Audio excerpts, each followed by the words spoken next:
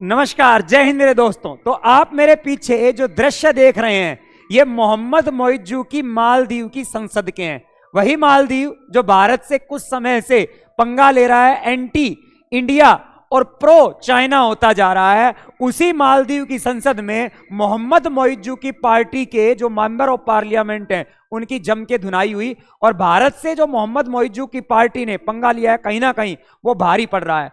और कल यानी कि रविवार के दिन पे 28 जो जनवरी का दिन था, इस दिन एक स्पेशल सेशन बुलाया गया था आप लोगों के मालदीव की पार्लियामेंट में। और उसमें वहां पर अपोजिशन पार्टी और मोहम्मद मोइज्जू की जो रूलिंग पार्टी है, इन दोनों के अंदर काफी बहस होती है और वहां पर जमकर लात घूसे चलते हैं मालदीव की पार्लियामेंट के अंदर। और इसी बीच अब खबर यह आ रही है कि मोहम्मद मोइज्जू के खिलाफ मालदीव की पार्लियामेंट के अंदर महाअभियोग भी लाया जा सकता है। तो जानते हैं विस्तार से कि ये सब लात घुसे मालदीव की पार्लियामेंट में क्यों चले, वहां पर महाअभियोग कैसे लाया जाता है और सरकार वहां पर कैसे चलती है। तो सबसे पहले खबर की ओर।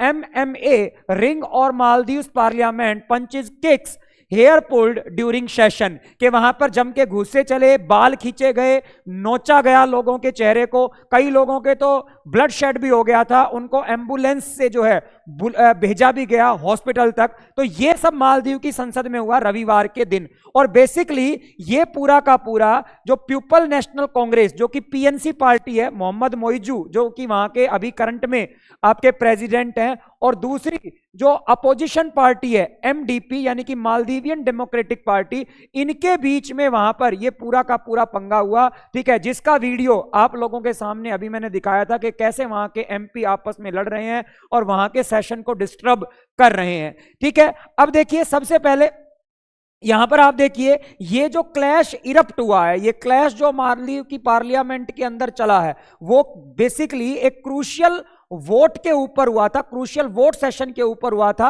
मोहम्मद मोइज्जू जो उस समय प्रेसिडेंट हैं उनकी कैबिनेट के विस्तार के लिए। देखिए मोहम्मद मोइज्जू ने एक स्पेशल सेशन बुलाया रविवार को और इनकी कैबिनेट में 22 मंत्री जो हैं इसके लिए शामिल होने के लिए अप्रूवल मांगा गया था। जैसे आपको पता है कि भारत में मंत्री परिषद कैसे बनती है, पहले लोकसभा के अंदर जो नेता होता है उसको हम PM के रूप में चुनते हैं और PM फिर बाकी मंत्रियों को, गृह मंत्री, रक्षा मंत्री, विदेश मंत्री, इन सबको, वित्त मंत्री वगैरह को चुनता है।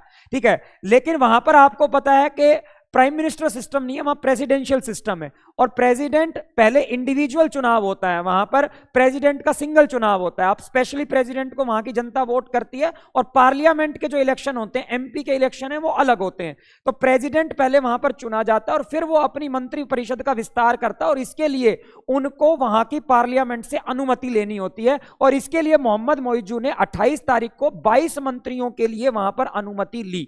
ठीक है, लेकिन वहां की जो पार्लियामेंट है उसमें अपोजिशन की संख्या ज्यादा है। अब आप कहोगे अपोजिशन की संख्या के बावजूद वो फिर राष्ट्रपति कैसे बने हुए हैं, तो उसका भी अभी सिस्टम समझेंगे। लेकिन वहां की पार्लियामेंट ने किया 18 जो मंत्री हैं उनके लिए वहां की पार्लियामेंट ने अनुमति दे दी जो अपोजिशन पार्टी थी। लेकिन चार जो मंत्री थे उनके लिए उन्होंने अपॉइंटमेंट नहीं दी। यहां पर कह सकते हैं कि जो 4 मेंबर थे, खास तौर पर जो प्रो चाइना थे, ठीक है, यानी कि चाइना के पक्ष वाले थे। क्योंकि देखो वहां पर जो रूलिंग पार्टी है मोहम्मद मोइज्जू की, वो चाइना के पक्ष वाली है, वो चाइना के जो है पिछलग्गू हो रखे हैं। लेकिन जो पहले वाली सरकार थी वहां पर MDP की, वो प्रो इंडियंस हैं, वो इंडिया को ज्यादा फेवर करते हैं। तो उन्होंने कहा कि जी ये 4 जो मेंबर है ना आपकी पार्टी के प्रो चाइना है, इनको हम बिल्कुल भी, वैसे तो उनकी पूरी पार्टी प्रो चाइना है लेकिन ये कुछ ज्यादा ही है। और इनमें 3 मंत्री वो थे, याद है, जिन्होंने भारत के खिलाफ बयान दिया था, मोदी जी के खिलाफ बयान दिया था। तो इन्होंने इन 4 के नाम को डिक्लाइन कर दिया और केवल 18 के नाम को अप्रूवल किया कि आप 18 बना लीजिए।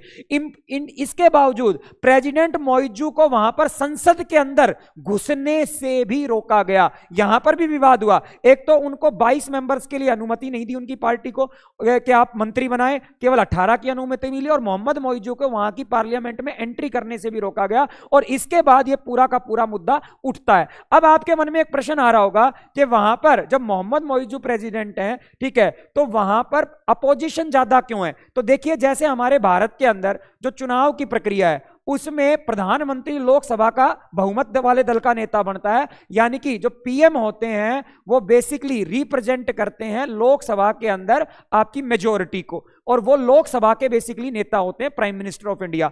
और प्राइम मिनिस्टर ऑफ इंडिया बाद में अपने बाकी मंत्रियों को चुनते हैं। लेकिन यहां पर जो इलेक्शन होता है, यहां पीएम नहीं होता, यहां केवल प्रेसिडेंट होता है। हमारे यहां प्रेसिडेंट अलग है, उसके इनडायरेक्ट इलेक्शन होते हैं।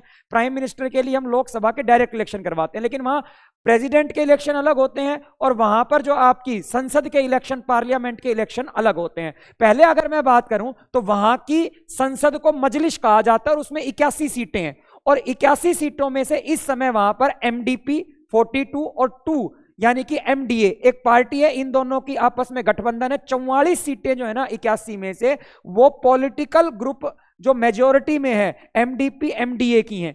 और ये जो है इस समय अपोजिशन है, वहां अपोजिशन के पास ज्यादा है। जबकि जो अभी मोहम्मद मोइज्जू हैं उनके पास, जिनका प्रेसिडेंट है, उनके पास केवल 19 सीटें हैं। और इसका कारण क्या है कि चुनाव अलग अलग होते हैं। हाँ, जब मोहम्मद मोइज्जू के इलेक्शन हुए, देखिए यहां पर जो ये मोहम्मद मोइज्जू है पीएनसी पार्टी के और इब्राहिम मोहम्मद सालेह एमडीपी पार्टी के, जब प्रेसिडेंट के इलेक्शन हुए तो इसमें मोहम्मद मोइज्जू को वोट जो हैं इनसे ज्यादा मिले थे। आप यहां पर देख सकते हैं कि इनको 1,29,159 वोट मिले, और जो इब्राहिम मोहम्मद सालेह इनको 1,09,000 वोट मिले थे। तो इसकी वजह से प्रेसिडेंट का इलेक्शन जो है वो मोहम्मद मोइज्जू जीते, और इब्राहिम मोहम्मद सालेह जो कि इससे पहले प्रेसिडेंट थे वो इलेक्शन नहीं जीत पाए। ठीक है, और जबकि पार्लियामेंट के अंदर क्या है, पार्लियामेंट में बहुमत इनका है, क्योंकि इलेक्शन अलग अलग होते हैं। यहां पर अभी प्रेसिडेंट के जो इलेक्शन हुए हैं वो 2023 में हुए हैं, जबकि अगर आप यहां पर देखेंगे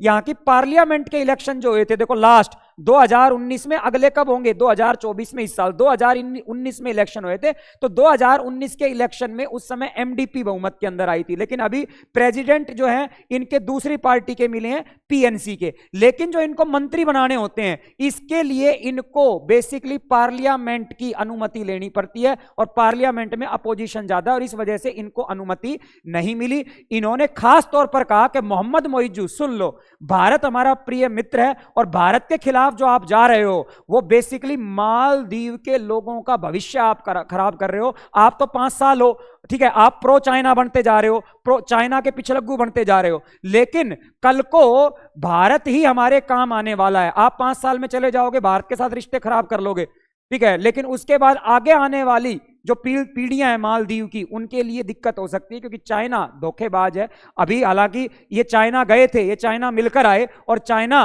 के प्रेसिडेंट के साथ इन्होंने जो है भारत के खिलाफ खूब जहर उगला, और अभी चाइना से ही एक भारत के जो सैनिक हैं उनको इन्होंने वापस जाने के लिए बोल दिया, और चाइना का एक जो जहाज है वो मालदीव को अभी उसके जगह पर टेक ओवर भी करेगा। ये इनका हाल है मोहम्मद मोइज्जू का।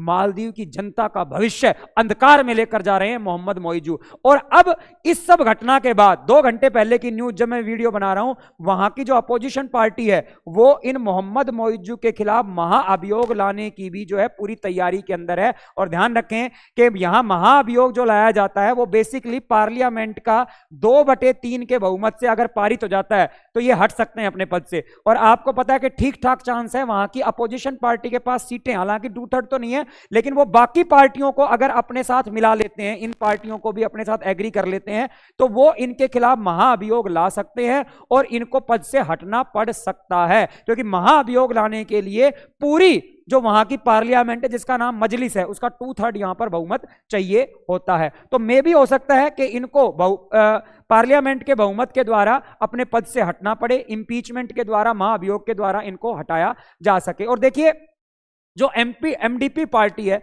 और जो पहले वहां के राष्ट्रपति रह चुके हैं मालदीव के, इब्राहिम सोलेह, वो हमेशा भारत के पक्ष में रहे। और जितने भी इससे पहले के राष्ट्रपति थे, ये 9वें राष्ट्रपति हैं मोइज्जू जी, 8 राष्ट्रपति थे, वो हमेशा प्रो इंडियन रहे हैं। वो जब भी चुनाव जीतते थे पहला उनका दौरा भारत में रहता था। लेकिन मोहम्मद मोइज्जू अपने पहले दौरे के ऊपर कहां गए? ये अपने पहले दौरे के ऊपर जाते हैं तुर्की, और दूसरा चाइना, जो कि दोनों ही भारत के एंटी कंट्रीज हैं। वहां पर ये जाते हैं, भारत के खिलाफ खूब जहर उगलते हैं। लेकिन वहां की पार्टी का कहना है, अपोजिशन पार्टी का, कि देखिए हमारे सबसे नजदीक जो है देश कौन सा है? भारत। उसी की वजह से मालदीव में हमेशा पॉलिटिकल स्टेबिलिटी रहती है, ठीक है ना। मालदीव को उन्होंने कई बार राजनीतिक संकट से बताया, तो भाई तुम उनके साथ जो ये बिगाड़ रहे हो, बेसिकली मालदीव की जो जनता है उसके साथ धोखा कर रहे हो। इसके लिए मालदीव की जनता तुम्हें कभी माफ नहीं करेगी। तो आपको इस वीडियो में जो इंफॉर्मेशन है कैसी लगी? अगर आपको शानदार लगी तो कमेंट करके जरूर बताइएगा और वीडियो को शेयर, लाइक और सब्सक्राइब जरूर कर दीजिएगा। जय हिंद, जय भारत, वंदे मातरम।